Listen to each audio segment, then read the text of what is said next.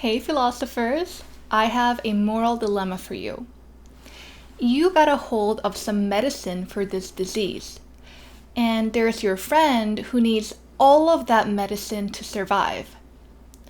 And there are 5 strangers who are also sick with the same disease. And these 5 strangers each only need 1/5 of the medicine that you have to survive. So, with the medicine you have, either your friend survives or the 5 strangers survive. In this case, who do you give your medicine to? Philosophy sure is fun, isn't it?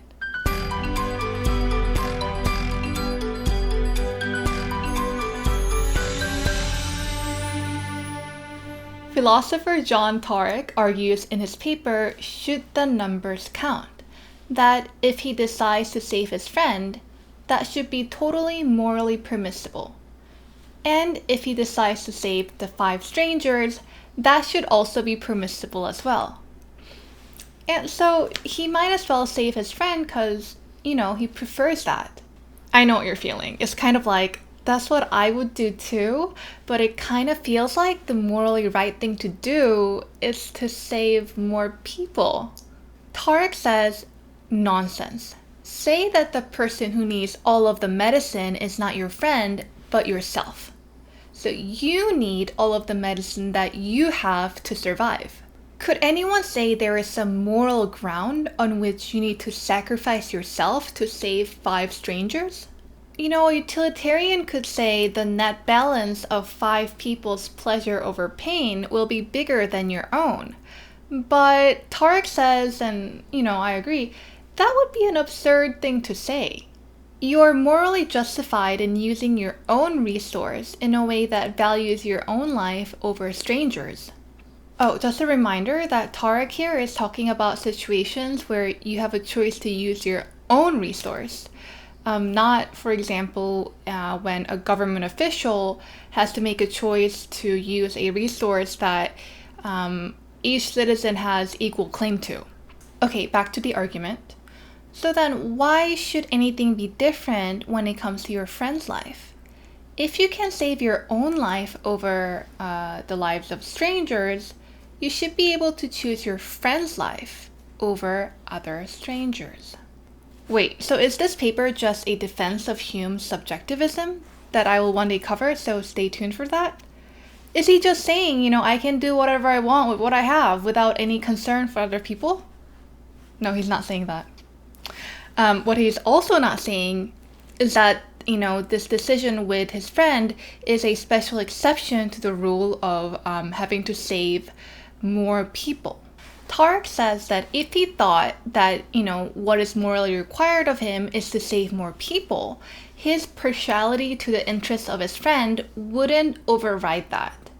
His argument is that there just is no moral principle to save the bigger number of people to begin with.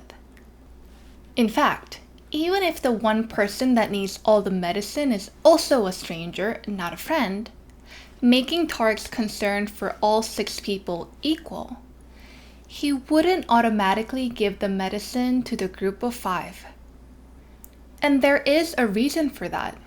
He says giving the medicine to the 5 people doesn't reflect his equal concern for each person. How is that? Well, giving the medicine to the 5 people means giving the 5 100% chance of living, and the one person on the other side 0 chance of living, right? So instead, he would do a coin toss between the 2 groups of 1 person and 5 people. In this way, all 6 people involved have a 50% chance of living. Wait, what if there are 50 people on this side, not 5? It would be the same, Taurek says. His argument is that you can't treat people the way you would objects, where you count the relative numbers involved and add each of their values.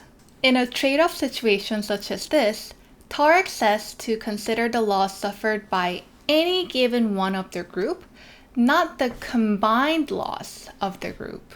Whether it be life or pain or suffering, you cannot add up separate ones of different individuals to come up with an alleged sum to compare to a single person's. So going back, when Taurek thinks of whether choosing his friend would lead to any single person suffering a greater loss than his friend would with the other choice, the answer is no.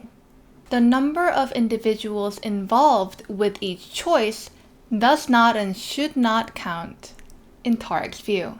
Now, I've introduced Tarek's position that numbers should not count whether you have a special concern for someone in either group or not.